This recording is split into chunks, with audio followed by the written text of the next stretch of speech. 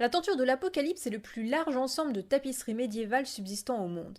Datant du XIVe siècle, elle a été commanditée par le duc Louis Ier d'Anjou, frère du roi de France Charles V, dans le but d'affirmer sa puissance et sa richesse en l'exposant sur les murailles de son château à Angers.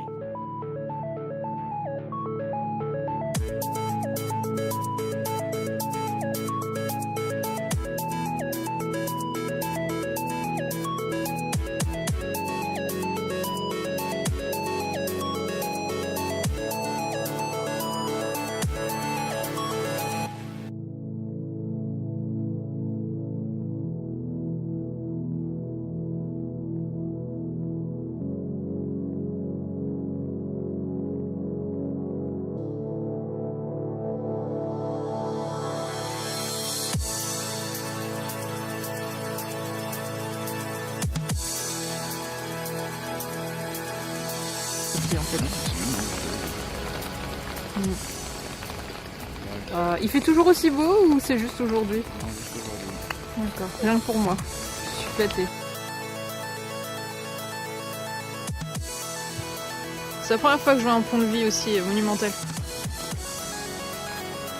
C'est rare d'en avoir des si grands. En bon état, hein, je veux dire. Tiens, ils vendent des crêpes.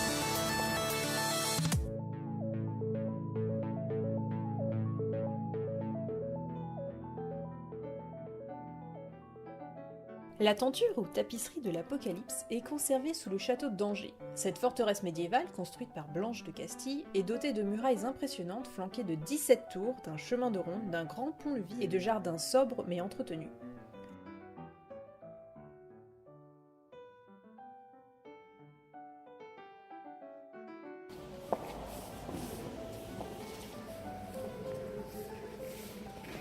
J'aime bien avoir les couleurs comme ça parce que c'est assez rare d'avoir des fresques. Elles sont jolies celles-là en plus, hein. Le site est très ancien car on y trouve des vestiges datant de 4000 ans avant notre ère. A l'origine, cette prestigieuse banderole promotionnelle mesurait 140 mètres de long pour 4,5 de haut, mais il n'en reste plus que 100 mètres. Le roi René, celui des Calissons, l'offre en effet à la cathédrale d'Angers au XVe siècle. Fausse bonne idée car elle est très mal conservée dans ses coffres et se détériore drastiquement. Durant la Révolution française, on en découpe aussi des morceaux pour s'en servir de couvertures, rideaux et autres chiffons. Elle a cependant connu de nombreuses restaurations depuis son rachat au XIXe siècle. Pour ajouter à l'exploit technique, c'est une tapisserie sans envers, c'est-à-dire que les fils coupés sont cachés de manière à ce que les panneaux soient réversibles, aussi beaux d'un côté que de l'autre. Elle a été confectionnée en laine teintée à l'aide de colorants naturels dans les ateliers du lissier le plus célèbre de l'époque, Nicolas Bataille, sur une période de 3 à 9 ans. Chacune des 68 cases restantes de cette bande dessinée géante, illustrant des passages de l'Apocalypse selon Saint Jean, a été créée dans des ateliers parisiens puis assemblée sur un métier à tisser établi à Angers pour l'occasion.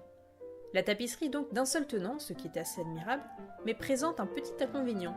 Une fois incorporée à la trame, on ne pouvait pas changer l'ordre des panneaux, et certains, arrivés dans le désordre, ont été ajoutés au mauvais endroit. Le style de cette tapisserie, commanditée au peintre royal Jean de Bruges, s'appuie sur des miniatures médiévales illustrant le dernier livre de l'Ancien Testament. Ce passage de la Bible utilise de nombreux symboles et allégories pour parler de la fin du monde, un thème très à la mode à une époque marquée par la guerre de Cent Ans et l'épidémie de peste noire qui tua un tiers de la population européenne. Je ne connais pas grand-chose au tapis de mur, mais j'ai trouvé celui-ci impressionnant. La tenture de l'Apocalypse est plus monumentale que la tapisserie de Bayeux et c'est intéressant de les comparer car ces deux œuvres avaient un but publicitaire. Dans un cas, Louis Ier d'Anjou cherchait à asseoir son prestige en passant une commande très onéreuse à des artistes extrêmement connus et en cherchant l'exploit technique. Un peu comme un milliardaire d'aujourd'hui qui voudrait battre un record du monde pour la frime. Les origines de la tapisserie de Bayeux, qui est en fait une broderie et donc d'un style très différent, sont plutôt floues, mais c'est tout de même une œuvre qui a coûté très cher et qui flatte Guillaume de Normandie. Dans les deux cas, il s'agit d'œuvres politiques. La tenture est aussi très intéressante à aborder d'un point de vue artistique.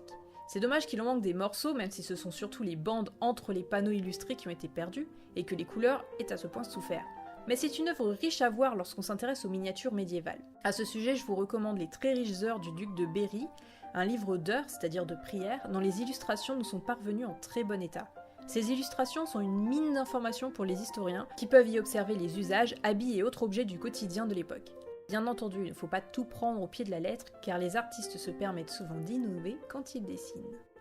Je pense que jeter un œil aux 6 tapisseries de la Dame à la licorne permettra d'apprécier les qualités symboliques de la tenture. Dans les deux cas, ce sont des œuvres allégoriques qui cherchent à transmettre un message au travers d'illustrations imaginatives.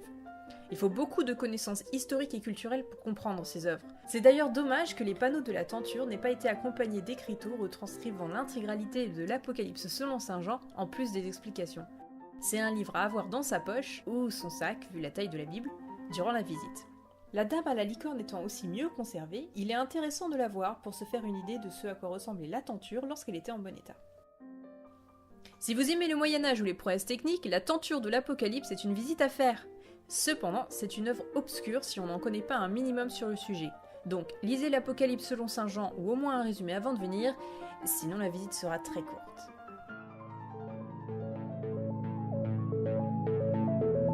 Je suis assez impressionnée par leur haie là. Une espèce d'alien. C'est comme dans le film bizarre avec Will Smith.